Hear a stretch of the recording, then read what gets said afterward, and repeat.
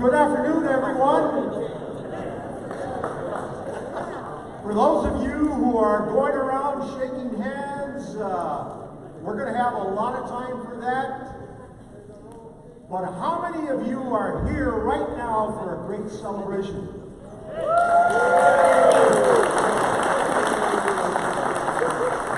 Outstanding. My name is Dan Ekstrom, and I've been asked to serve as your Master of Ceremonies. Actually, what that means, if I make any mistakes, there's a good chance that I could be fired. But thank goodness, I've already checked in with Coach LaVetter, and he has a place for me. So, not as an assistant coach, but as a mascot. You know, tonight, as we begin this beautiful evening, it's my pleasure to introduce Frank Rostenhausler, who serves as Pueblo High School's interim principal since July 2018. Now, he's in no way a newcomer to Pueblo, having served 7 years as an assistant principal. I want you to know that he played a very key role in the naming of this gym by keeping track of all the paperwork that was needed. In fact, at one point in time, some of it was misplaced, and thank goodness. He used his troubleshooting skills along with that of our good friend Dora Vidal. And lo and behold, they got all the paperwork in time for the TUSD board and the superintendent to get it on the agenda and then approve this great feat that we're celebrating today. So now I'd like to welcome Principal Rostenhausler, and I'd like to all give him a round of applause for all of his hard work in making this happen. Frank?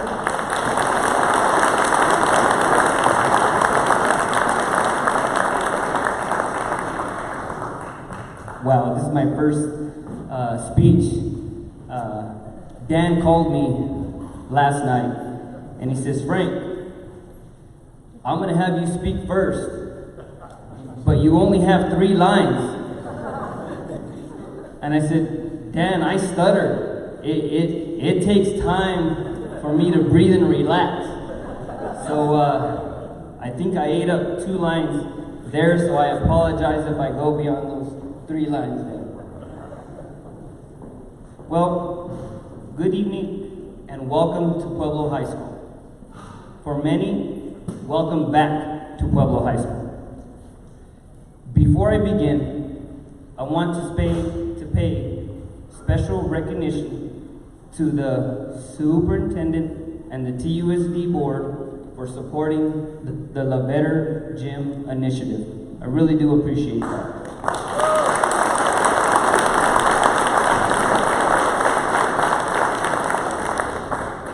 Today is symbolic of what education is at its core. It's people and relationships.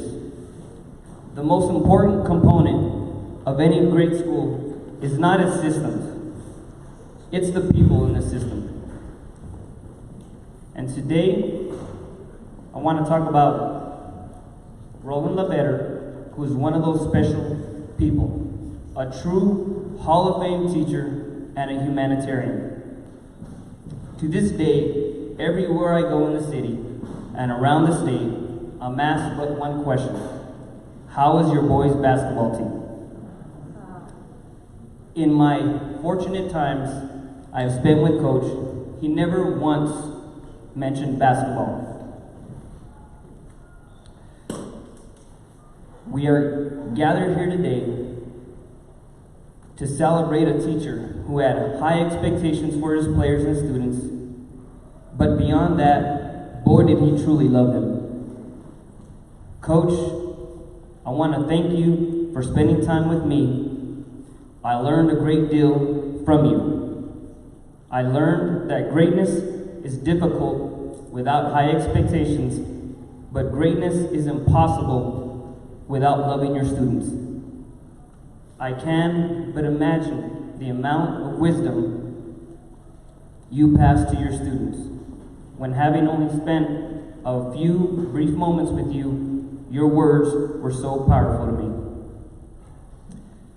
I intend on being the principal of Pueblo for a very long time, and I can assure all in attendance today I will do so with the highest of expectations for students and staff. Again, I want to thank you for being here this evening and letting me be a part of this momentous event. Thank you.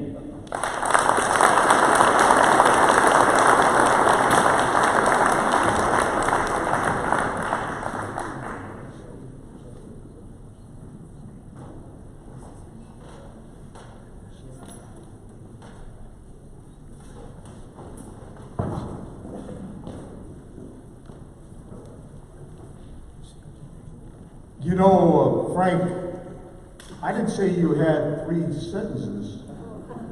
What I said was something I learned from Coach Lou Farber when I came to Pueblo, and he was my American government teacher.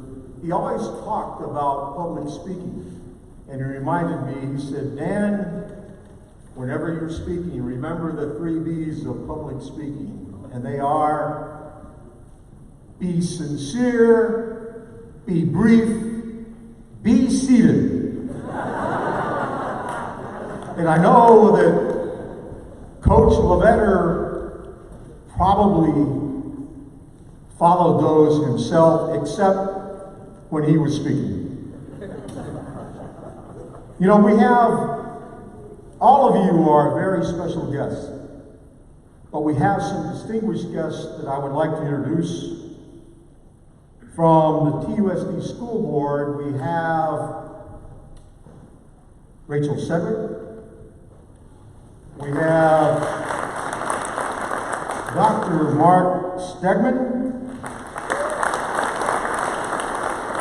We have former TUSD board member who actually voted for this measure, Michael Hicks.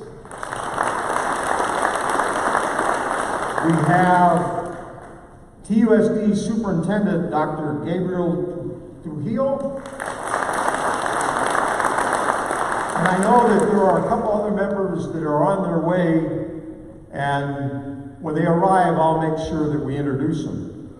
There are 2 special people that I want to introduce who are actually students at Pueblo High School. When this was put together, you had to get support from all kinds of people. And I want to introduce 2 of the students who actually wrote letters requesting that this action be taken. They are Nalea Ayala from the class of 2020, is she here? And Andrew Romero from the class of 2019, and he's right there. Thank you very much. This evening, we're very fortunate to have what I consider a special team of speakers, many of them who were Coach LaVetter's students, players, former classmates, and we even have his son who followed in his father's career footsteps. They will share with you his many teachings, his influences, and personal contributions, and they will tell us what he has meant to them. Because of the number of speakers that we have, I plan to give each one a brief introduction so that all of them can come up and share with us how this exceptional coach, mentor, teacher, and friend made a significant difference in their lives. Our first speaker is Rich Utter, the head basketball coach at Rincon High School. As a member of the Pima Sports Hall of Fame, Coach Utter has distinguished himself as the dean of local basketball coaches. In fact, he first came to Arizona to coach at Valley Union High in Elfrida, Arizona. In 1981, he was hired by Coach LaVetter at Rincon High School, and in 1989, he succeeded his mentor as coach. It's interesting to note that among local coaches, he has active coaches the highest number of victories, 450, and he's second all time. His philosophy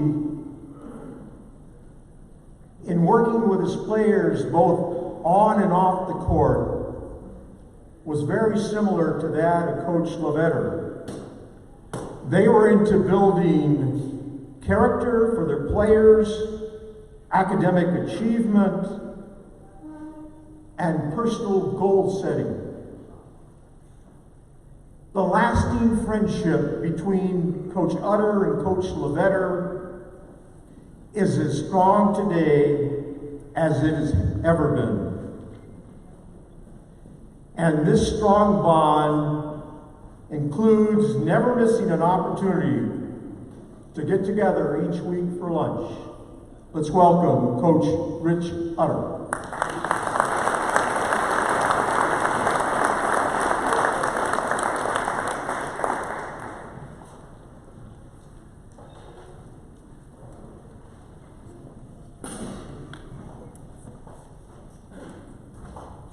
Hello, thank you.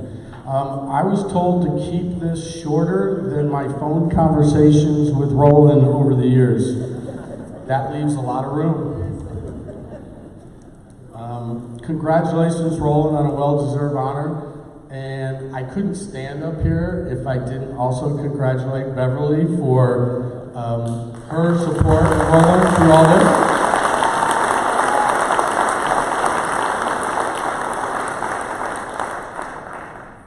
As I looked at this is going to sort of look like a movie going backwards with the repeated themes coming over and over. You see, while Roland was teaching at Pueblo, I was in grade school and high school in upstate New York. While Roland was leading your Pueblo Warriors to 2 state titles, I was in college in Western Pennsylvania. As I arrived in Tucson, I did watch him coach at Pueblo 1 year. And then as your loss became my gain, as he left and went to Rincon, I was a 23-year-old looking to volunteer with a successful coach that I could learn from. He took me under his wing. Little did I know, a month later, the volunteer status went away, and I was the JV coach. And thus started a long-lasting friendship. While being my mentor, he taught me that practices are really important, and that all the little things matter.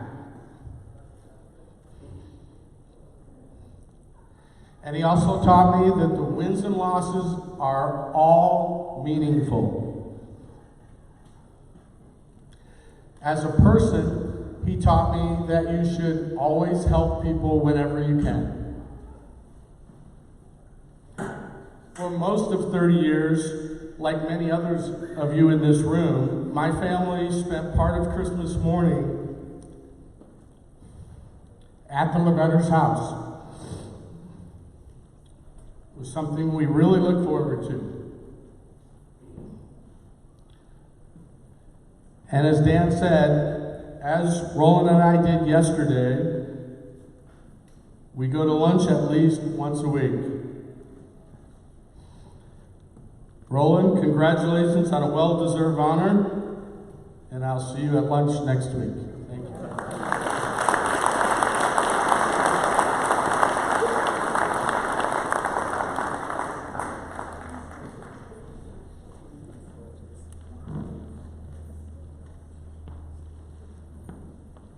From the Pueblo class of 1970, it's my pleasure to introduce Dr. Celso Villegas, who is also a member of the PHS Warrior Hall of Fame. I understand that when he was a senior here at Pueblo, he was encouraged to go out for the basketball team after having a bad experience in another sport. It was this positive experience that was instrumental in enabling him to further his education, to get 3 degrees in science, including his doctorate from the University of Arizona, and thus making him one of the very few Native American scientists in our country. While he proudly serves his Tohono O'odham Nation as the executive director of their water resource department, he continues to serve as a mentor and advisor for students, always encouraging them to pursue their educational opportunities. Let's welcome Dr. Celso Villegas.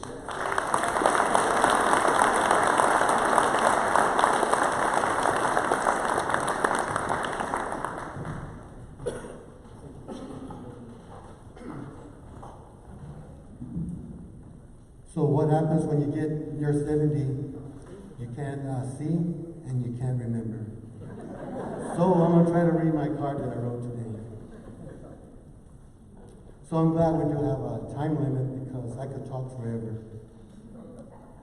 So during my junior year, I became depressed with my life, and I quit school and sports. But then I came back in my senior year. That's when I met Mr. LaVetter. He was my American history teacher. I liked him right off the bat because he allowed me to express American history from a Native point of view. And that helped me to refocus, and he gave me back my purpose in life. So I thank you, Coach, for that.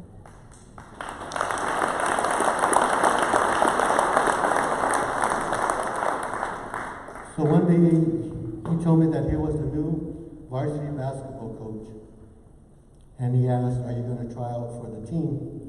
And I said no. Then he asked me several times. And finally I said, "Okay, I'll play for you. And I'm going to start, right?"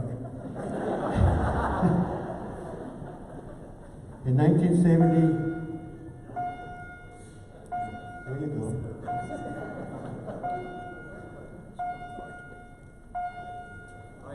Time's up. That was short. That was too short. In 1970, Roland and Beverly became part of my family. Coach encouraged me to go to college. I did. He encouraged me to make the decisions to be successful in life. I have. Coach and I have connected on many levels in our lifetime, and I consider him my elder brother.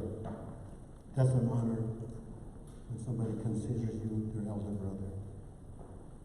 So, Roland LaVetter Gym, Pueblo High School. That sounds good to me, Coach.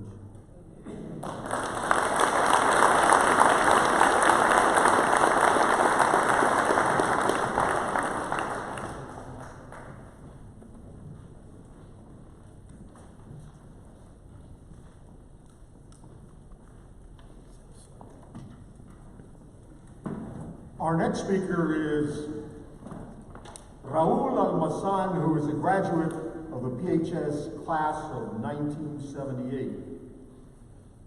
He was a member of the championship basketball team, and at that time, it prided himself in knowing that although he wasn't a starter, he was still a part of this championship caliber team.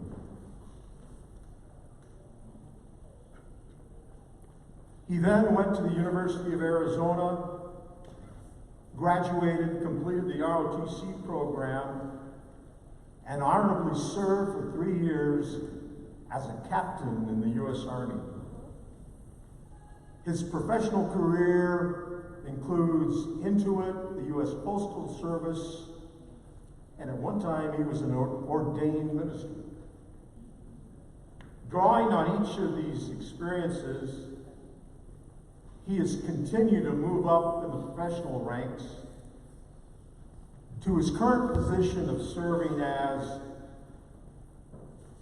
the manager of talent management for Raytheon Missile Systems, one of the largest employers in southern Arizona. Please welcome Raul Almazan.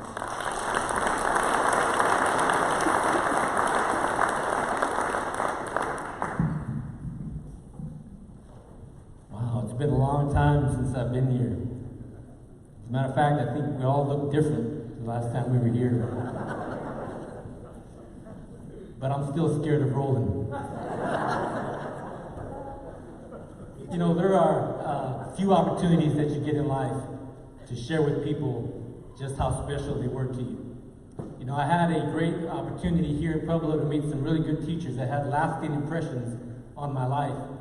Margaret Eckerstrom, one of the finest English teachers here, helped me to get all of my scholarships lined up for college and really paved the way for me to do that because the home life that I had was really lacking in terms of helping me and giving me guidance. We had a problem in our family, which a lot of families do sometimes, and I grew up in South Tucson. My father left when I was 4, and so we had to learn how to cope with that. I don't really think Roland knew a lot about a lot of the kids that he coached in terms of their backgrounds, the things that they came from, things that they were doing in their lives, and how a lot of them, like myself, came here to school and to sports to kind of escape that environment. And I did that. I came here to escape that environment, and I spent many and many afternoons practicing for Roland. I even told my mother that I practiced on Saturdays so I could be with my girlfriend, and it worked. Thank you, Roland. Appreciate that. I'm married to her now. I've been married for 40 years, so it was a great investment. So Roland's father actually was the presiding judge at my wedding, so there's been a connection with my life ever since. Burial work was another person that had a tremendous impression on my life, and Curly Santa Cruz, all people that you probably know. But most impressions that I had from Roland were simple things. I learned about the Yellow Brick Road. To me, understanding the Yellow Brick Road was everything. That's all Roland talked about was the Yellow Brick Road. Stay on the Yellow Brick Road, stay on the Yellow Brick Road. That was a signal for how to play defense. And he always kept it simple, and he made it relevant so we understood And when I think about that now, and I think about the Wizard of Oz, and I realize that the majority of the people that I speak to and kids that I talk to have no idea what the Yellow Brick Road is anymore. That doesn't mean anything. Wizard of Oz, what's that? Is that a game? So most folks have lost touch with that, but you know what? It's up to us now to make things relevant and simple. So now I coach 10-year-olds basketball. And so I've learned how to kind of apply some of those concepts to them. I've learned how to get in the face and grab and take the ball away from them, just like he used to do to me. Teach them how to be tenacious and how to understand that if you're going to play, that you need to play hard. If you're going to practice, you need to practice hard. If you're going to be involved in this, don't just be involved just to look good. And even though I was one of the super subs and I looked good on the bench, the reality is that there was also another factor that was going on during that time frame, is that we had Lafayette and Tony and some of the best talent that probably was ever assembled in Southern Arizona, maybe even the whole country at one point. But you know what? I had a chance to play. I actually had the distinction, because I was a substitute, to play in all the 100-point games that we had. And we had 4 100-point games. And what was more impressive is that there was no 3-point line back then. We actually beat poor Catalina High School by 50 points. So, I know Roland felt badly and put us in. So we got to play, me and Richard, back over here, we got to play. But the problem was that we didn't shut it off, right? He was probably embarrassed because the coach on the other side was looking at him, we were killing him, and he says, okay, put in your substitutes. Roland puts us in and we kill everybody. We score 100 points. What's he gonna do, right? I didn't understand that until about a year ago when I was coaching my 10-year-olds and we beat a team 60-14. So I was walking out with my kids, we're all very proud, all the kids were very happy, walking out to go talk to the kids, and then one of the parents from the other team came up to me and he said, score enough points?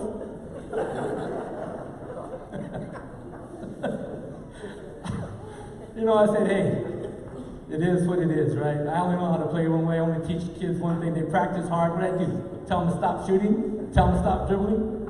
So Roland let us play. And that's what's important for kids at this age and kids in any age, right? To learn just how to play, to enjoy the game. It's just a game.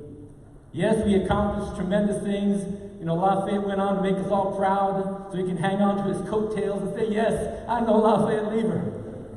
All-star NBA basketball player. Yeah, I guarded him. And he guarded Michael Jordan, and he guarded Magic Johnson, and he guarded all the guys. So I'm right there with them. I always wanted to say that and tell everybody that. The other thing that I remember is that this gym, like Tony was saying earlier, looks a lot shorter now than it did back then. Especially when Roland had a whistle in his hand. Roland would blow those whistles and suicides. I don't know if you know what suicides are, but suicides are just running back and forth up and down the court. He would blow that whistle till everybody was about to die. And I remember sitting there holding my shorts and just bend over thinking, okay, quit blowing that whistle. Would he please swallow that whistle? I tried to steal that whistle from him one time. It didn't work, right? He would keep blowing that whistle. But I learned something about that whistle, Roland. I learned that, there's one more whistle in me, even when I don't think there is. I learned that in my life. That no matter what the circumstances were in my life, that I could fight. That I could pull up and I could still do something that I didn't think I could do. I could be places that I'd never imagined I'd be. In my life, I ended up going and having a tremendous career. I was driving around Silicon Valley thinking, what in the heck is a guy from South Tucson doing here? This is crazy. But all the investments in my life, all the things that people have done to make, we don't get anywhere without other people. We need each other. Everybody needs somebody. And at the time in my life when I didn't have any father figures to look forward to, any male figures in my home that I could look up to and say, that's a good man, I had Coach LaVetter. I had Coach Santa Cruz. I had Coach O'Rourke. I had somebody that I could hold on to and say, I want to be a man like that. And Roland, thank you for that. I appreciate that. Love you.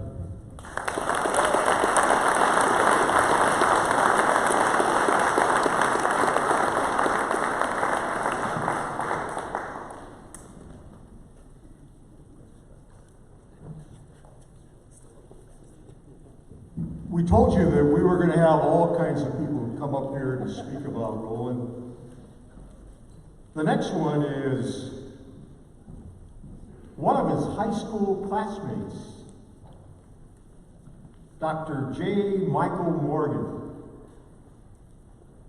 From their days of running through the halls at Tucson High School and being on the basketball court at that same high school, all the way to their days of playing fast-pitch softball during the summer at Santa Rita Park. The close friendship and relationship between Dr. Morgan and Coach LaVetter has been a most enduring one. Dr. Morgan went on to receive his doctorate in psychology in 1970 from the U of A. And for the past 50 years,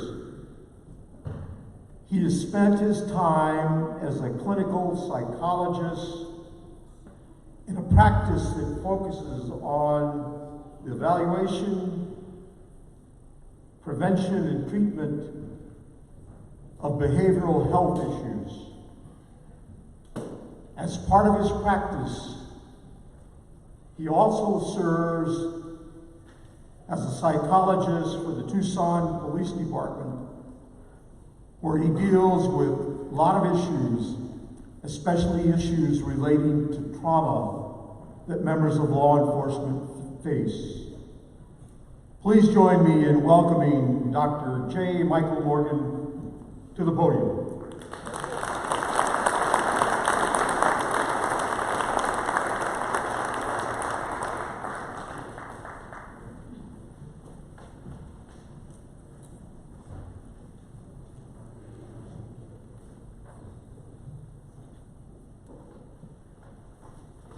Good afternoon.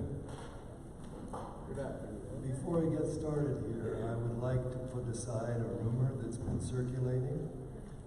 And that rumor is that Bev said that I could come and talk only if I told people how crazy her husband was. And I told her I don't know the lengths to which that goes, and so consequently I can't meet that criteria. What I would like to do is to thank you all for inviting me to memorialize this gym and Roland's contribution to this process. We've been friends for 63 years, which to some of you youngsters out there may not seem like a long time, but it sure seems like a long time to Rolly and I, which we whine about periodically. Rolly went to Mansfield, I went to Ross Scrooge. We didn't meet each other until sophomore year of high school when we were playing junior varsity basketball for Coach King.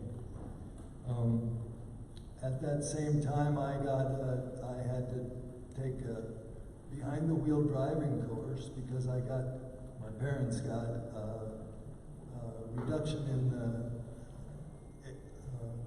insurance for the automobile. And I was with Coach King, who was doing the driving, mostly in yakking about various things that were important to JV basketball coaches. But we went to, at that time, we went to both Catalina and Pueblo High School as they were being built at that time. And so we came by here, and him being a basketball coach and me being a basketball player, we had to find where the gym was. And so I know that I was here at the Pueblo Gym before, in fact, the Pueblo Gym was the Pueblo Gym. It was foundation and cement floors, and so I was here early for that. In the evening during high school, we went and exercised the recreational opportunities available in Tucson at the time, which was to drive back and forth on Speedway. We're looking for our friends, hoping against hope that we would see them. And as chance would have it, in fact, we did. One of the primary treats of that, though, was that we often went in Roland's car, which was a 1949 Lincoln Cosmopolitan. That was a fabulous car, and Roland still claims that that's a fabulous car, and frankly, I think it was. When in our senior year, I had a friend who said that she knew just the right person for Roland. And so we organized a picnic to Mount Lemmon. And we went up there being particularly slick, 18 years old. We were going to have a steak fry out. And this was in the summer, and we'd get up into Mount Lemmon and be nice and cool. And we got up there, and you know what happened in July on Mount Lemmon? It rained. That's right. So we did not appear too slick at that time, but this was one of the first times that I had the opportunity to introduce Bev and Rolly. They have been married now for 58 years.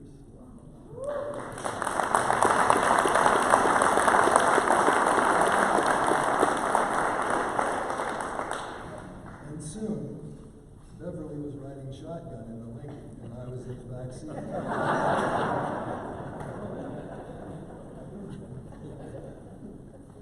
Some of the things I remember during that period of time too, or excuse me, a little after that, was Rolly was coaching, and I had returned to Tucson after some adventures away, and we would go down to 36th Street and pick up a lot of team members. And this is on a Saturday, and Rolly was going to have practice, and we'd go down. Horseplay was mandatory until you got on the court, and it was a marvelous experience to go with these guys, these young guys, and watch them play and watch Rolly coach.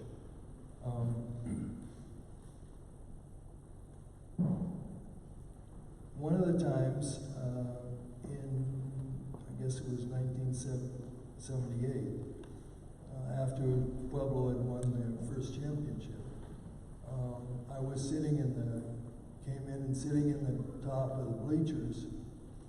And I felt uncomfortable because everything was dead quiet. Nobody was doing anything. Nobody was bouncing any basketballs. And Roland was talking. And I was afraid that I'd come in on some terrible lecture from him about how people are not trying, or not running hard enough, etc. But then I looked out on the court, and in each of the corners of the half court, there were 3 guys on each corner, so that was 12. And then there were 3 in the free throw circle. And it finally dawned on me that what they were doing was they were learning 4 corners offense. And I said to Roland afterwards, "What are you doing? You know, Dean Smith at North Carolina runs a 4 corners offense. You're Pueblo High School. What are you guys doing this for?" And he said, "Well, I heard that some teams in Phoenix have been practicing this." I was pretty reluctant. But can any of you remember the semifinal score of the 1978 tournament? 29-28, that's exactly right. 29-28. And so Rolly had the last laugh on that, which is not unusual. So part of this is don't bet with Rolly.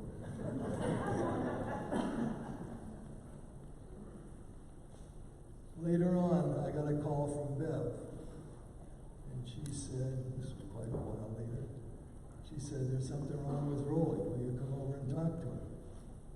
And I said, "Sure." And so I got there and went in, and he was in the bedroom. It was all dark. He was wound up on the bed. And I said, "What's up?" And he said,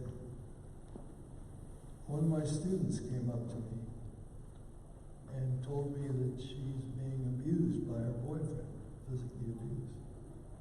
And she's worried about how far the beatings are going to take."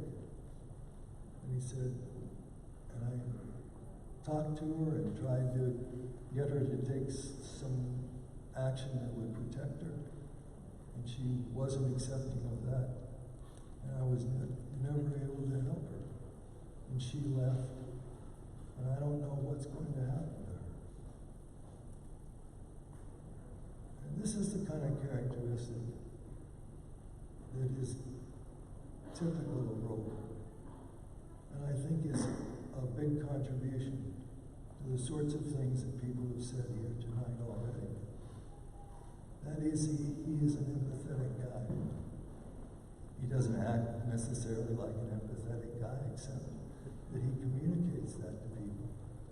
And people feel that. They may not be able to identify it, but people feel that sort of thing.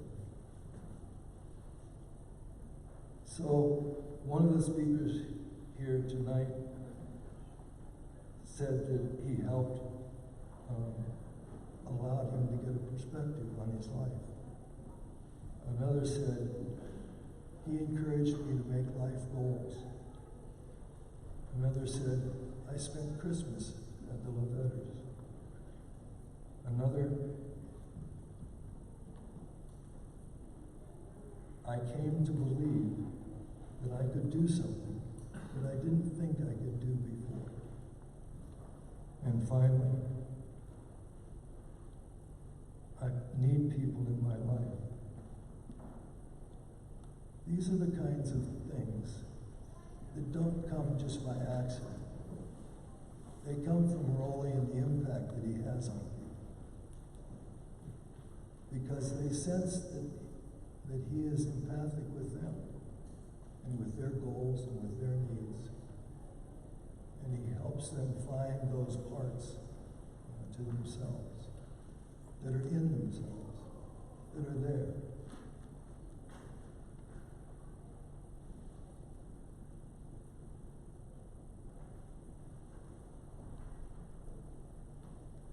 This naming of the gym memorializes the accomplishments of Pueblo High School basketball team as a team sport. And they're partly reflective, significantly reflective, not only of the athletic talent of these guys on these teams, but of Rolly's capacity to communicate his empathy,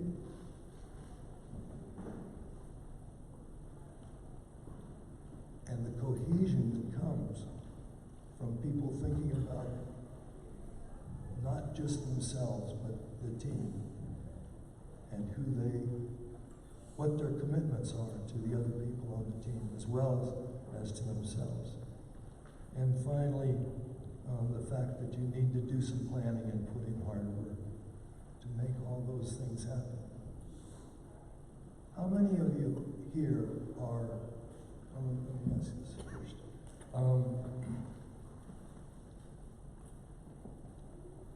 So, this process tonight identifies and memorializes the successes that Pueblo High School basketball teams have had. And I would say to you that this isn't simply about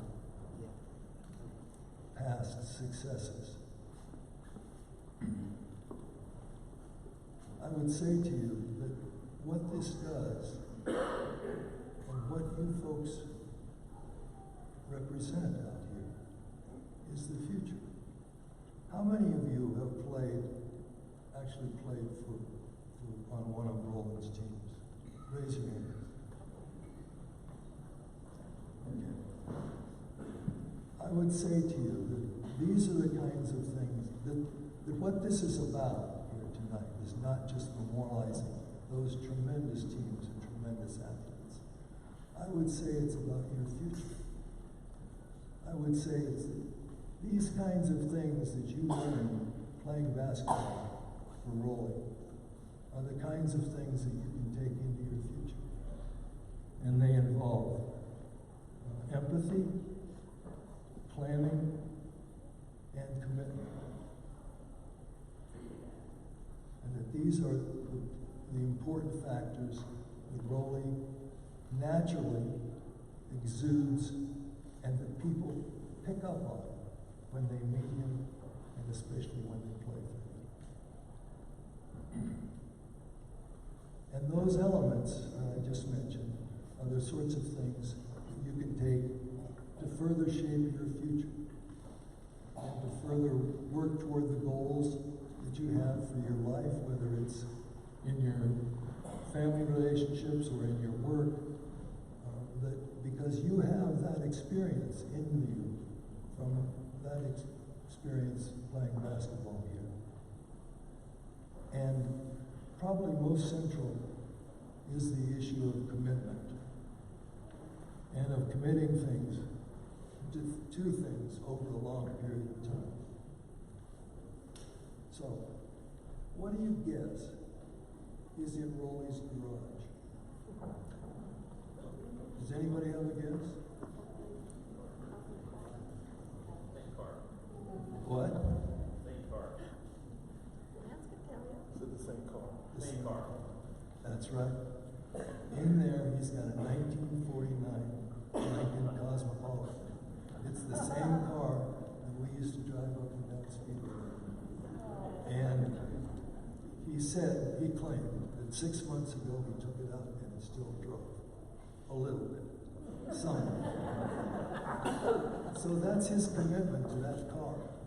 And he's kept that commitment for, what is that, almost 70 years.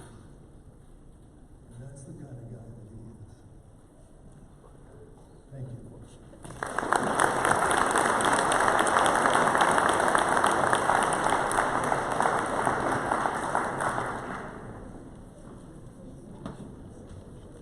Thank you, Doctor. I am now pleased to introduce a true double team.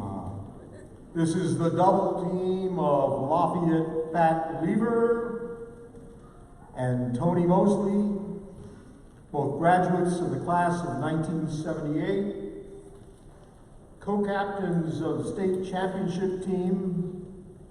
We all know that Pat was an all-state player who went on to be a 4-year starter, an All-American at Arizona State University, prior to being drafted as the 11th pick in the 1982 NBA draft. During his time in the NBA, he made 2 NBA All-Star teams, and I read where he was ranked 8th on the all-time list of regular season triple-doubles, ahead of someone named Michael Jordan. He is now a sports broadcaster with the Denver Nuggets, who just recently retired his player jersey. And at that time, he invited some students from Pueblo to be there to witness that.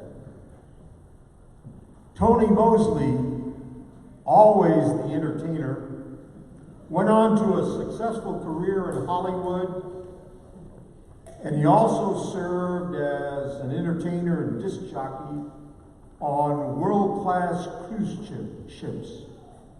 He returned to the University of Arizona to earn a master's degree in education, and he now currently serves with TUSD as a behavioral specialist. He is the one that organized the first Warrior alumni basketball game, which brought back many former players in honor of the legacy and memory of the great Bernie Starks. Please join in welcoming Pat Lever and Tony Mosley.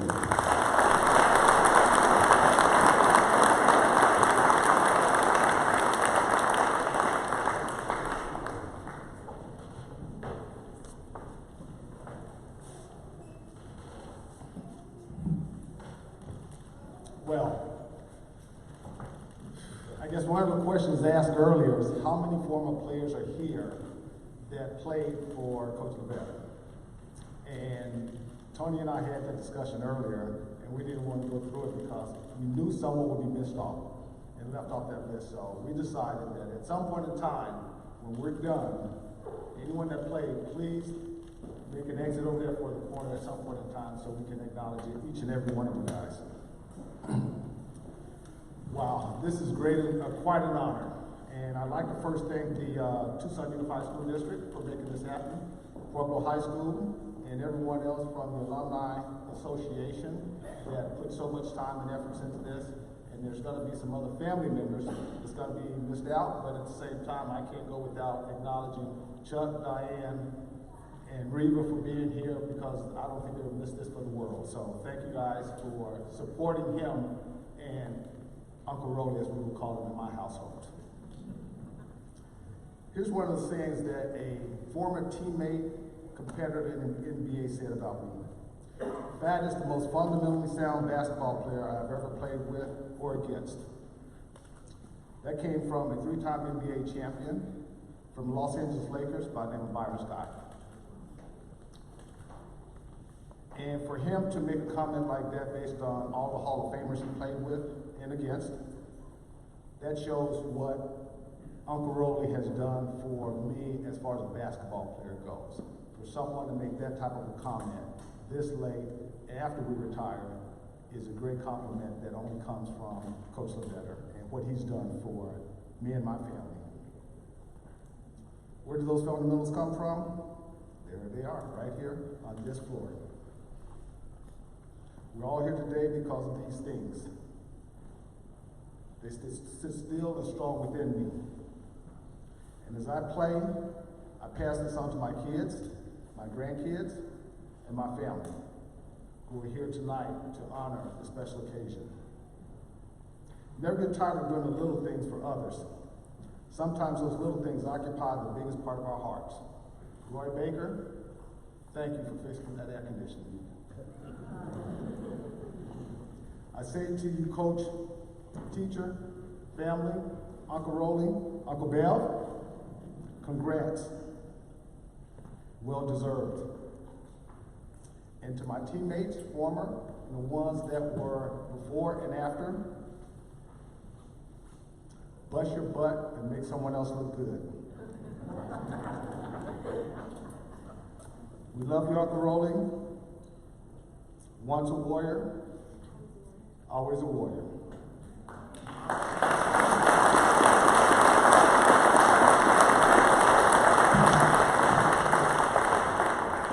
I didn't write anything down because I'm so vain I had to wear glasses and I couldn't do that.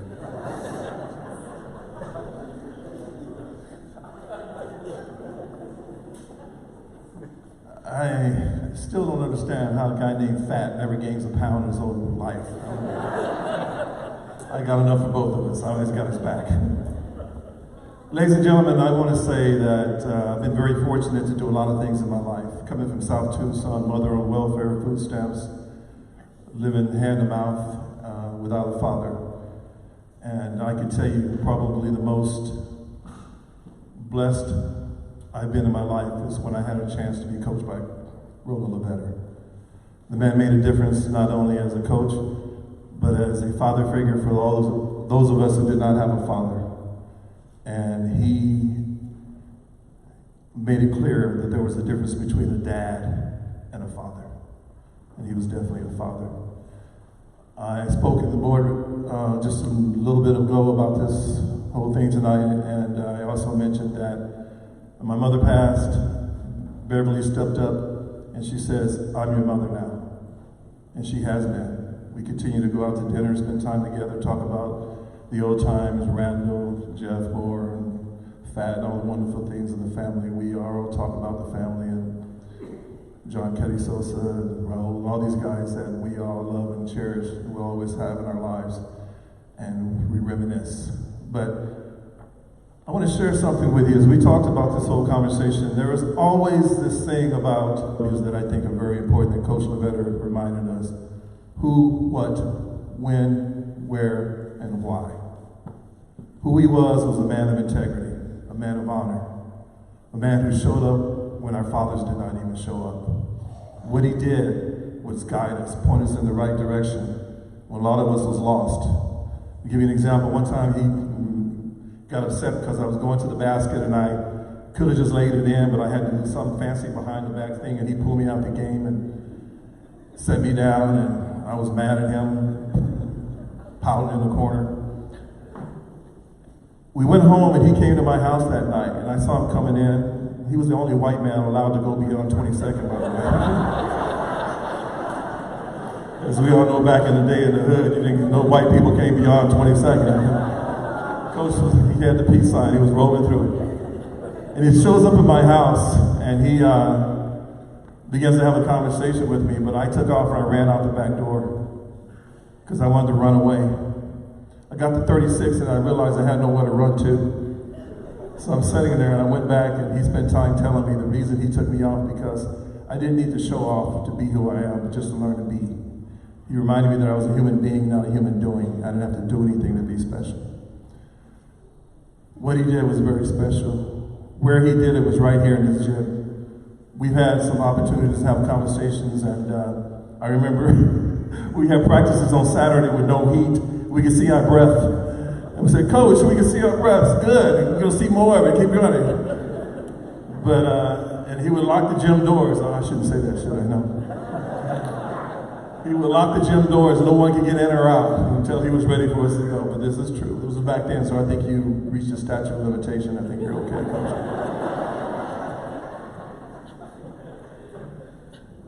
Who, what, when, and where. You know, I still go out to dinner with him, and where we are, we always run across someone who either knows Coach or know of him, his family, know what he did, and people still come up to him and say, Coach, you changed my life. And I think we can all say that. So I want to end with the last. Who, what, when, where, and why. I think his why is because he cared. And what comes from the heart touches the heart. Coach Roland LaVetter touched a lot of hearts because he cared. And if there's anything I can share with my students as I work with a lot of kids with behavior issues and things that I know that deep inside their hearts are hurting, I try to get them to understand that I'm coming from the heart when I work with them, because what comes from the heart touches the heart. Ladies and gentlemen, thank you for being here tonight. Thank you for being a part of this process. Fat, this amazing human being. You know, people talk about that team and they say, oh, that team, it was kind of a fluke. You guys won those games. Fat Lever legitimized that game by going on to do what he did with his career. Randall Moore, people like that, they went on to do something. All of us at that team went on to a higher level of education. Richard Loya, Kitty Martin, people who were considered second string, third string players, they went on to get a higher education and go into the military. They did some really special things. A lot of people on that team, John Celso, I can just remember, great human beings. Great human beings because of one person, and that is Mr. Coach Roland LaVetter. Thank you.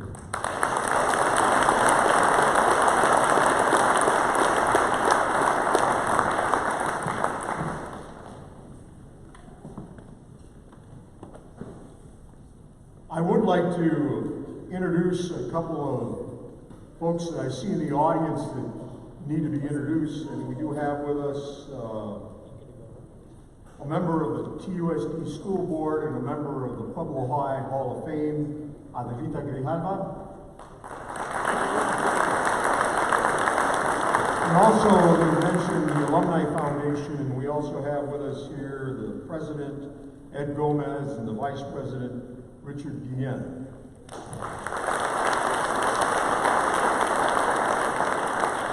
I see Coach Brandon Sanders in the back, who's the AD and also the football coach. And I know this Sunday, there was a football game, and you may have seen a quarterback doing like this on his helmet.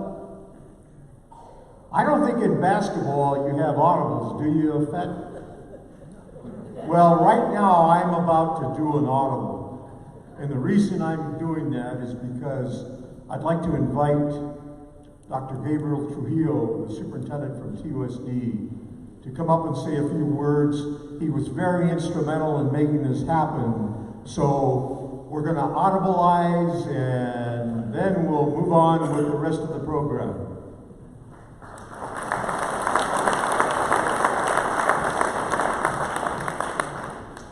Wow, following such amazing players from the back-to-back state championship team, it's ironic that I'm in Tucson almost 35 years after, as a first grade student, going with my dad to the ASU Activity Center to watch Fat Lever play in the backcourt with Byron Scott, and here I am watching him.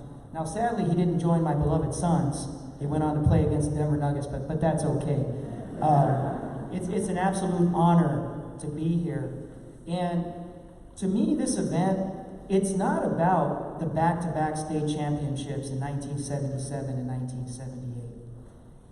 It's about an educator that walked into this gym in the late fall of 1977, and he dared to see 12 young men, not for what they were at the time, but for what they had it in themselves to be.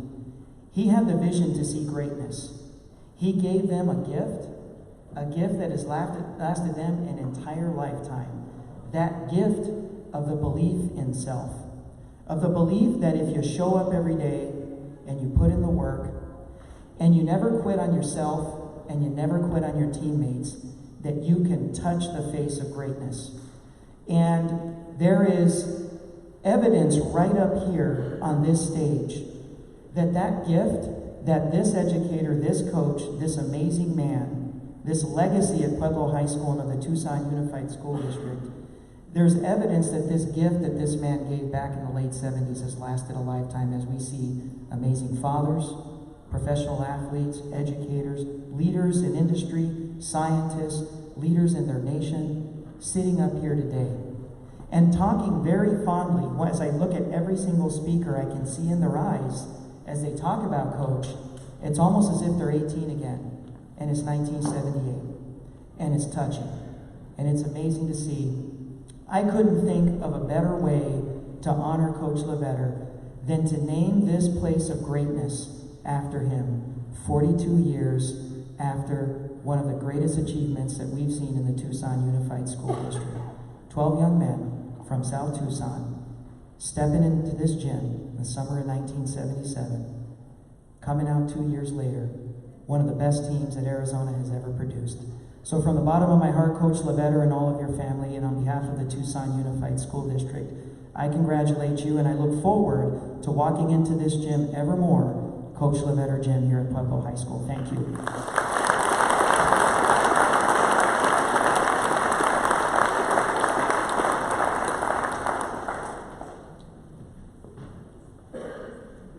Many of you are wondering, and we talked about the action from TUSD, but our next speaker is Dora Leal Vidal, who is a graduate of the PHS class of 1973, and she also was the chair of the LaVetter Gym Organizational Committee.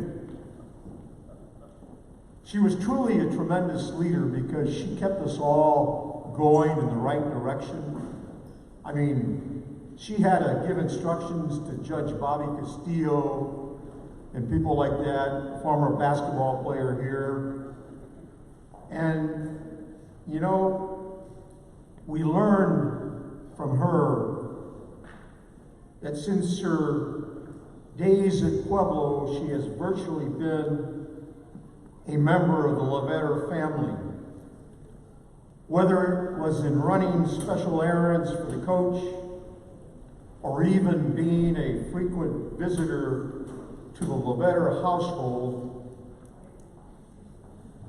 Dora always made sure that during her time as a song leader, that their daughter Toby was always in uniform as the song leader mascot, joining them in the game performances.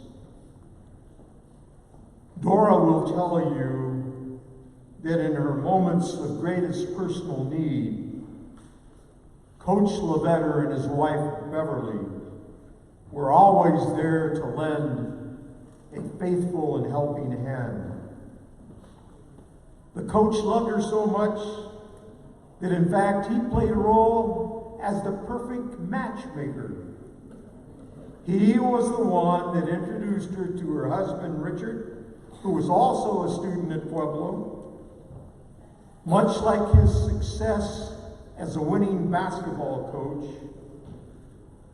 this was a winning call because both Dora and Richard had now been married happily for 40 years, all as a direct result of the influence of Coach LaVetter and his family.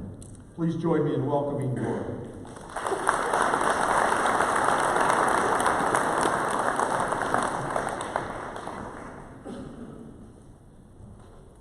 It makes me laugh that Dan, he says that I bossed him around and a judge around. I did not. To be honest with you, we all brought our talents together. And that's what happened. Nobody was really a boss, but Dora will do it. Dora will do it. So that's what happened. But I love working with this committee, and that's what I want to do first. I need to explain how this happened. When Ed Nunez approached me with this idea, and it is Ed Nunez's idea. He's not here with us, unfortunately. He became very ill in the last few days and isn't able to attend. But when he approached me with this, I thought, what a great idea. It's about time. And what an honor for me to be part of this event. But I knew I needed people with muscle. Okay? I needed the right people who knew the right contacts and weren't afraid of the work involved to achieve this goal. So, I'm going to introduce to you, as I lovingly refer to them as my muscle men, Dan Ekstrom, class of 1965, and Bobby Castillo, class of 1966.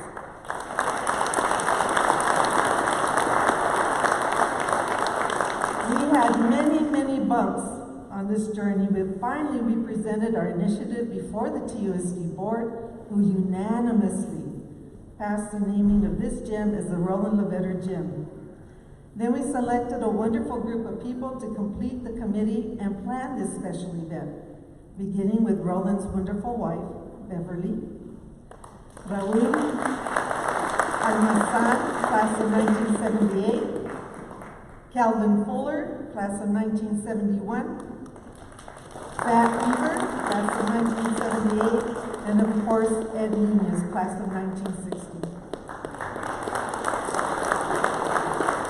I want to thank each and every one of you for not only the great work you each have done for this wonderful night, and for Roland, but to thank you for the wonderful people you are. It has been truly my pleasure walking beside you. Now, the reason we're here, though, is to honor Roland. Roland first started in college as a law student. I am so thankful he dropped that. I am so thankful he had some common sense and decided he wanted to be an educator. My senior year, he was my American government teacher. And those of you who know him as a coach, I was a song leader as well, and we had games on Tuesday nights. Well, when we didn't win on Tuesday, I didn't want to be with Roland on Wednesday. Well, he just wasn't that joyful self he usually is. But it was because he was hard on himself, not on the team. But anyhow, I talked to him, we made a deal. When we lose on Tuesdays, I will be with Mrs. Banning, the secretary of the principal. I'll be in her office on Wednesdays. And he knew it. But always the educator. He made sure, right before the class was over, one of my classmates would take my homework to make sure I didn't miss anything and continued my education. And then we used to go eat after games, and other times as well. Many of us didn't even know how to use a cloth napkin. We didn't know these things. But eating with the LaVetters and watching them and the love they showed in teaching us, again, he taught us the social graces we needed to go on in this life. Again, always the educator. When I was in school, Roland, Beverly, Toby, and Lance all took me under their wing. With them, I always knew I was in a safe, loving, disciplined environment. One thing I learned from Roland is for every action, there's a consequence. Good or bad, your choices make that decision. What kind of consequence? I also lost my mom in high school, and without my mom, Roland knew I needed a woman's guidance, so Beverly stepped up. You see these posters in the back? These are some sayings that Roland used to say all the time to his athletes, to his teams, and to his students. One of my favorite ones, though, is the one he said when he would say, "Beside every great man is a great woman. Beverly, you are a great woman. You have and continue to walk beside this great man." We hope you accept this gift. It's a small token from some of your kids. We're all your kids, Beverly. And Randall Moore is bringing this up to her just to show you how much we love you and our appreciation.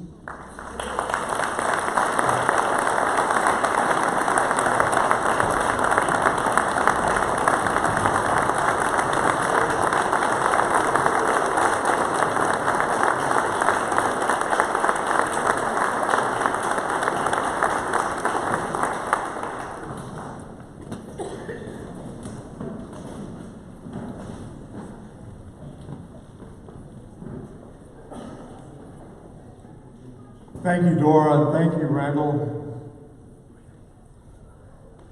One of our committee members is a proud Tucsonan and a native of this community. He graduated from Pueblo High School in 1971,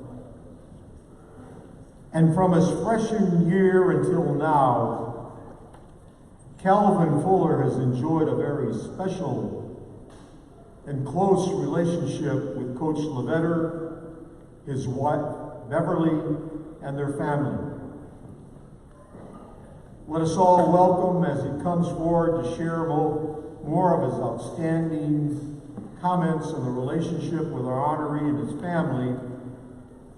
But I would be hesitant if I didn't mention, if you haven't had a chance, I encourage you to read more about this wonderful relationship in an article that was in this morning's Arizona Daily Star. Calvin Fuller.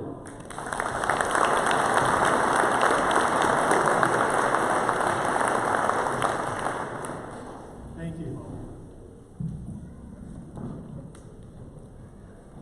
I first met Roland LaVetter in 1967, right here in this gym.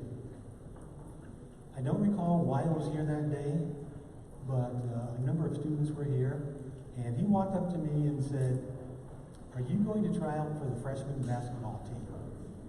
Of course, I said, "Sir, no, I'm not," because I had no intention of playing basketball here at the school. But he said to me, "Okay, well, basketball tryouts are on this date, at this time, and I'll see you there." So, as you can imagine, I wound up being on the freshman basketball team. That was the first year that Roland LaVetter coached here at Pueblo High School, 1967. I was on the very first team he coached. What happened after that was somewhat uncommon and unique. Because for those of us who played on that freshman basketball team, we also played on his JV team. And after that, we played for 2 years on his varsity team. So we played for him for 4 straight years. 4 years of basketball boot camp. Some of you know what that is. But we loved it because we kept coming back for more. Coach LaVetter had a very simple philosophy about coaching basketball. It was, you win together, you lose together, and you recover together. He never allowed us to point fingers at any one player or players and lay blame for any loss at anyone's feet. The philosophy was simple. You win together, you lose together, you recover together. Now, having him as a coach for 4 years was great for me because I'm the type of guy who doesn't like change, so that was good. But it was also a very stabilizing factor in my life, having him as the coach, a teacher, and a role model. Now, some of the guys I played with 50 years ago, yes, 50 years ago. Am I really that old? Some of those guys are still my friends today. And I see one of them over there in the corner. We still talk about what we learned from Coach LaVetter, such as how to be great teammates, how to be great students in the classroom, and how to be great citizens in our communities. That was important to Coach LaVetter. He expected nothing less from us. And when I talk about friends from 50 years ago that are still my friends today, without a doubt, that includes Roland LaVetter and Beverly LaVetter. Beverly cared as much about the players on those teams as did Coach LaVetter. They have been a part of my life for 50 plus years now, and I am a better person for it. Having this gym named in his honor is a great recognition for him. And it's a great recognition for him because he earned it. Thank you.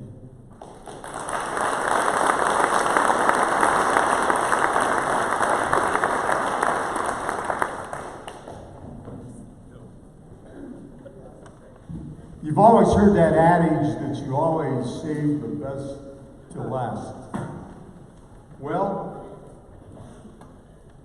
I'm very honored to introduce the proud son of Roland and Beverly LaVetter. But in doing that, I also want to introduce him as a true son of Pueblo High School. I say that because he literally grew up at this campus, always accompanying his father in practice and games. And amongst all the players, he was thought of as a little brother. After enjoying both an all-state and all-metro membership in baseball and basketball at Rincon High, he then went on to the University, Northern Arizona University, to get his bachelor's degree in education with especially in social sciences. Currently, he serves as the Director of Operations for the University of San Diego, and throughout his coaching career has had a very distinguished career serving as a coach at New Mexico State, the University of Portland, St. Louis University, the University of Washington, and Seattle University. As a 12-year assistant for renowned head coach Lorenzo Romar, he has been a member of 9 college basketball teams that have advanced to the NCAA tournament. Now, his mom told me a story about what he used to do when he came to the basketball games in order to augment his family allowance. What he used to do was go under the bleachers and see if there was any spare change. Tonight, I don't think he's going to do that, so please, let's welcome up Lance LaVetter.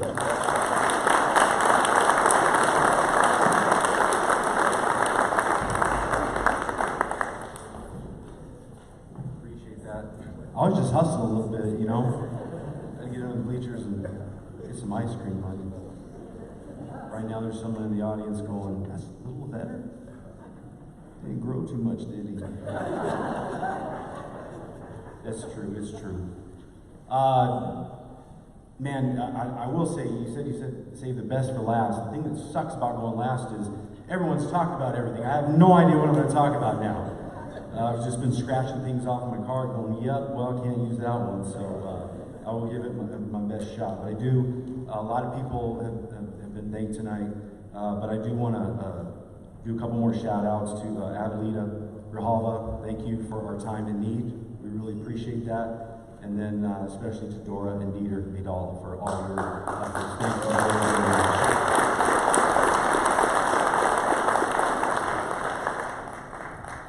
I'm probably the most nervous I've ever been to get up and speak in front of people because I know just about everybody out here in the crowd, and they all know, everyone knows that you're full of crapola, so you gotta dig deep here. But I have a lot of friends, teammates, mentors. There's Roy Baker over there. Roy was very patient with me as a freshman in high school and taught me algebra, which I had no idea what to do. And he was patient enough to get me through that class, so thank you, Roy Baker. There's Randall Moore right there. Randall had the distinct pleasure of having to coach me for a couple years, which can't be easy, ever. So thanks, Coach. And there's 2 other, obviously Rich Utter, who had to speak first and go to his game. Rich has been such a good friend and mentor to me and for a long time. And then as well as we talked about Ed Nunez, and Ed has been a tremendous impact at Pueblo High School and a tremendous impact on my life growing up. And then the last one, who I might give credit for originally calling it the LaVetter Gym, Barry Rourke. When I was done, and graduated and was a young teacher and coach. I actually coached out here at Pueblo High School, and I worked with Barry, and I worked with Mike Castaneda, and we talked about who was in what gym. And either Mike or Barry always talked about, "Well, you're in the LaVetter gym, you go practice over there." So it took a while to get here, but for everyone who made this happen, thank you very much. So as you said, I went to Rincon High School. I played at Rincon. And then some of my teammates can attest to this. So for you old school cats, LaVetter did get a little bit soft, okay? Because we only had to practice for about 3 hours at Rincon. So he definitely softened it up. As I tell Delaney, my daughter, all the time, she's like, "Oh, my grandpa's so nice, he's this." That's not the same man. Not even close. So, but even though I graduated from Rincon, it is true. I grew up here at Pueblo. I was born the first year the coach took the job, and I hustled under the bleachers, and I dribbled the basketball on the side, and all of you were a part of that, and that's what makes this so special for me. I'm glad to tell you that LaVetter Time still exists. If you don't know what LaVetter Time is, The only time he was on time was to practice and to a game. Other than that, I don't know if he ever showed up to anything on time in his life. As we were late tonight, we were on LaVetter time. I always look forward to Saturday practices and coming out here. I knew I could get a haircut right across the street at the barber. I'm sure I could talk him into getting some lacaves on the way home. I always look forward to the oranges at halftime. After the players made a mess and everything, there were probably a few left, and I got to suck on a few oranges at halftime. I was always fired up for that one. And then I eventually, like I said, I ended up coaching out here. And so I'm an unofficial Warrior, and I even met my wife out here at Pueblo High School, who was also a Warrior, Michelle. So, you guys took all my slogans. We talked about the yellow brick road. There used to be a yellow stripe right down the middle, and LaVetter always said, "Don't be a toad, get on the road." I almost want to get into a defensive stance right now. Pistols out. I got it, Coach. But everything that's been talked about, you know, basketball aside, is just everything in basketball always related to life. And that's why we're here tonight. The one story I will tell you, and for you older cats, I know you had to go like 5.5 hour practices, but having to play for him as his son was tough. I got it probably doubly as hard, and he got after me, even though we only had to practice for 3 hours. I will say this though, I don't know if any of you old cats ever had to do this. One time at Rincon, and I got a few guys who are going to raise their hand, he decided one day we weren't in shape enough, so he made us run an 18 every 15 minutes. I'll never forget that. I don't think I'm still rested from that. Anyway, I was a senior in high school, and we just played our last home basketball game at Rincon. We had a good team. We had a very good team. We were getting ready to go into the playoffs, and he called me into the office and said, I need to talk to you. He had never really called me in his office before, so I was like, oh God. I was trying to think, did I rotate and take a charge? Did I not get on a loose ball? Maybe he found out about last Saturday night. And went in there, and he sat me down and he said, look, here's the deal. Man, we've had a great year. We're hopefully going to win some more games, and you've done a great job. And I just want you to know that when you're done playing basketball, baseball, whatever here, whatever you want to do in life, you want to go to college, you want to play basketball, baseball, then me and your mom are here to support you in whatever you want to do. And it sounds so simple, but it was unbelievably calm to me, because I couldn't think about 2 weeks from now, but it just made me think that, man, no matter what, like there wasn't this huge expectation on me to be whatever it was. And I always appreciated that conversation. Now, the other thing that I'm confused about here, being in Pueblo, up here on this, is I hear Coach LaVetter, Mr. LaVetter, all this stuff. Let's get this straight. It was just LaVetter. It might have been Coach there, but it's LaVetter. So what made my heart super happy when I ended up doing some teaching and coaching out of here, someone finally somewhere just said, LaVetter! And I thought, that's music to my ears. So, and like everybody said, like there's so many people out in the crowd here that are my brothers and sisters who have stayed at our house, lived with us, been to many meals, been in the pool, and that has been a great example for me being in this coaching profession, which he told me not to go into, by the way. He said, Dad, I think I'm going to go into coaching. He said, I don't recommend it. But what a role model, and like I said, there are just so many out there in the crowd for me to look up to. And the one thing that makes me so happy these days, even though I've been all over the country and coaching basketball, when I call home, I talk to pops, talk to moms, and they'll say, so-and-so dropped by. And it just makes my heart warm that all of you care about us like that and would take that time to come by and see them. And for those of you that do it, keep on doing it. For those of you that thought about it, do it. That house has always been open. That front door has always been open, and you are always welcome in our house, and I think everybody knows that. So,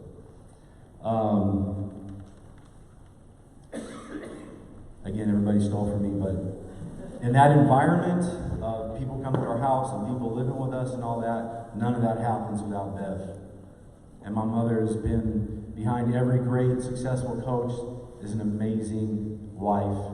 And it is not easy being a coach's wife. You got to be cut from a different thread. And she has done that entire life. So one more time, If you guys put your hands together for my amazing family.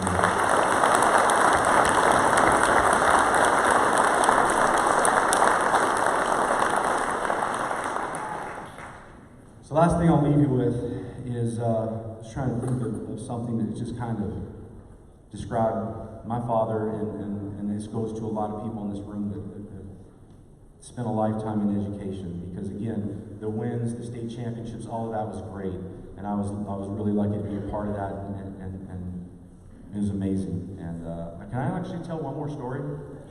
And you're gonna have to correct me. So one of the most famous stories about the state championships and the back-to-back. So the second year, they're undefeated, and they had put the team in Scottsdale, and it was like just right across the river from Arizona State where the tournament's taking place.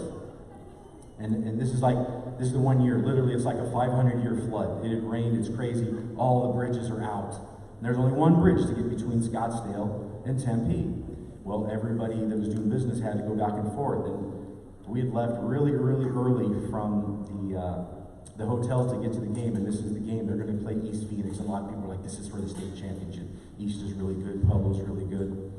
And it took us forever. We didn't go anywhere. So we just got across the bridge, and traffic is still messed up, and I think people were looking at our watch. And one of you guys are going to have to tell me who said it. I don't know if it was O'Rourke or LaVetter or who it was, but they had train tracks that ran right along the activity center at that time. And someone from the van said, has anyone actually seen a train on these tracks before? And the discussion went on in there for a few minutes, and finally said, they looked at the watch and said, let's go. They took that left turn, and we rode down the train tracks. I think the players are in the back going, I can't believe we're doing this. And we made it in front of Arizona State, and they got out and they played that game, and the four corners went into effect because they got there like 10 minutes before the start. And coach said, can we get a few more minutes to warm up? They said, nope. He said, fine, we'll go four corners from the tip. What was the halftime score, 5-4? Something like that. So they finally played some ball, and you win a second state championship. Anyway, that's a true story. Anyway, the last thing I want to leave you with, and I thought of a story, and the story goes like this, and I thought about my dad and a lot of people in this room, if you've been in education this long, and you might have heard it before, but there's an old guy, and he's on the beach, and there's like miles of beach, and he's walking, and there was a high tide, and they washed up all these starfish onto the shore, and the tide had gone out, and all these starfish had been left on the shore. And this old guy's walking down, and he sees a young guy, and he's walking towards him, and he's putting starfish back in the ocean. He says, excuse me, young guy, what are you doing? He said, I'm putting these starfish back in. He goes, there's miles of beach and thousands of starfish. You truly can't save all of them. And the guy looked at him, and he picked up a starfish, and he put it back in the ocean. And he said, yeah, but I can save that one. And coach, again, he told me not to go into coaching, but the first bit of advice that he gave me, I said, well, I'm going to coach. He said, great. And I said, you got anything? He said, yep, I'll give you some simple advice. When your team wins, give all the players the credit. When you lose, you take all the blame. You didn't prep them right, you didn't do your job, all that. So he's always gotten away with not having to tip his hat or take a bow, but tonight, coach, you don't get a pass. You don't get a pass. So this is about you, again, from our family, from Coach, from Bev, Delaney, Chuck, and Reva. Thank you so much for being here. I hope you all can stay around, and I'm sure you'll talk about that, stay around, and there's a lot of faces and people that I'd love to give a hug to, as well as everyone in our family. So, again, from our family to yours, thank you so much.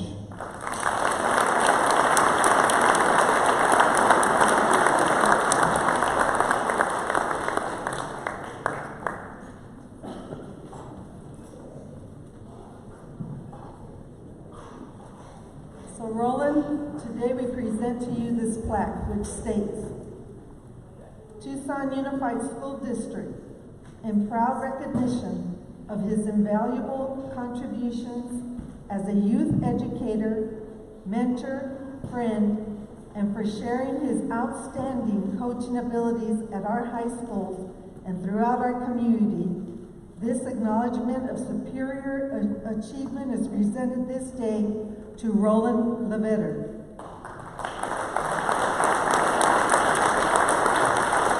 Furthermore, in distinct honor of Coach LaVetter and as a public display of the deep gratitude from citizens of Tucson and all that have attended Pueblo High School in Tucson, Arizona, the Pueblo High School South Gym shall, from this day forward, be Christian and forevermore be known as the Roland LaVetter Gym.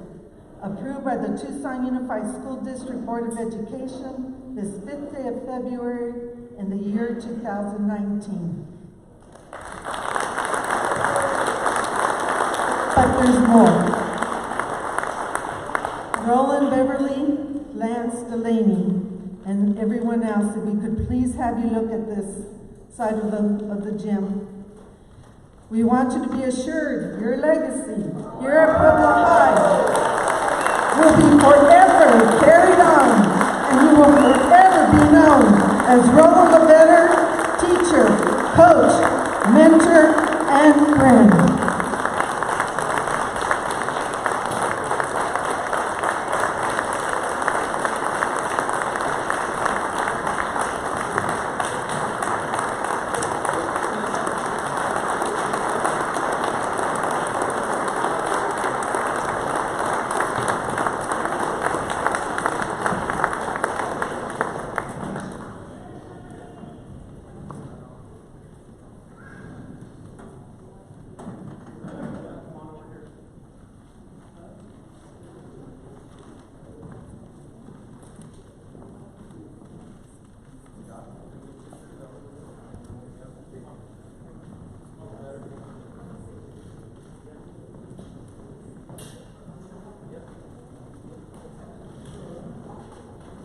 Again, just thank you so much to everyone who made this possible. This is just a tremendous honor. Thank you so much. Can I say one more thing? If any of you didn't go through this program, the poem by Raul Amazon, like he wrote that when he was 18, it's amazing. And I still read that on the plaque in our house every time I go home. It's, to write that at 18 blows me away. Like I could never do that smart. Thank you again. Thank you so much.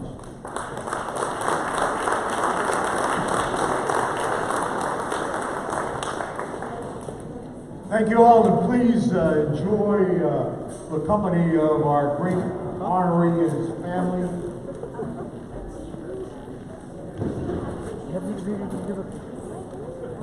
Yeah, and I think they'd like,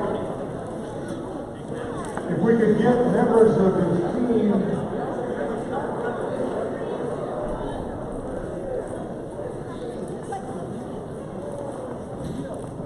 anyone who played for Coach LaVetter, male or female, because he coached everyone, please come forward so we can get pictures. Some pictures with him, thank you. Also, there are some refreshments next door in the cafeteria. Please welcome, please help yourselves over there. There are people, the food is ready.